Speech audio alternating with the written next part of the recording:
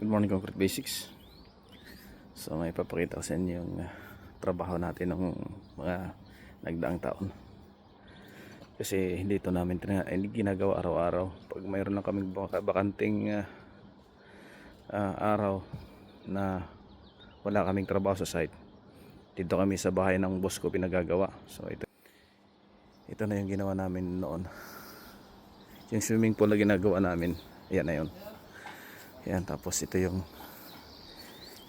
garden, mga panahon yan. Tapos yan tingnan nyo na, ganda na siya. Tapos gagawa ulit kami ng pina-extend niya yung mga curve na ito. Ng mga curve na to, ganda pinaka pagitan ng niya, mga gilid.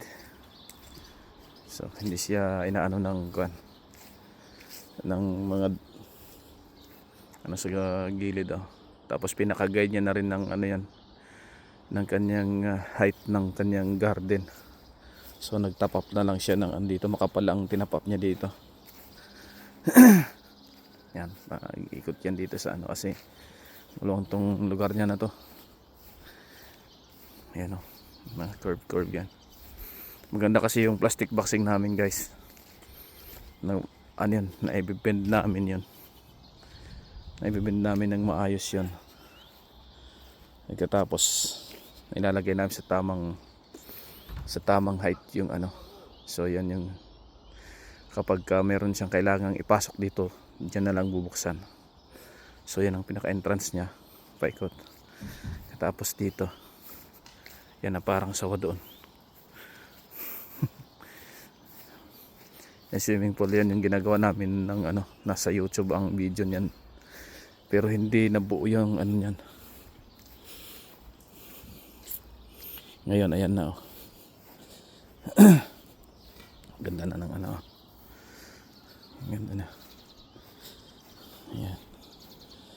Naghihirap ako dyan sa na yan uporman yan sa buong ayan kabuuan na yan, guys, ng ayan ng proyekto na ginawa namin na nagdaang taon. Ngayon ay 2026 na, so lalo na mas maganda. Ayan pagitan ng ridge tsaka ganda ganda. Ayan nag-layout kayo magmula doon sa pintuan ng bahay niya doon hanggang dito sa nag-layout niyan, guys. Tapos pati yung na yan, drain na yan slot drain, ako nag-install niyan. Maganda tingnan. Tapos siya na lang naglagay ng bakod, hindi na ako kasali dyan yung mga bakod na yan. Pero madali lang yan kasi lang yan double bar lang yan, tapos linyada kaikot. Ganda. See you in the next video, guys. Please like and subscribe to our YouTube channel Concrete Basics, and follow us on Facebook and TikTok. Thank you so much sa pagluan. Bye bye.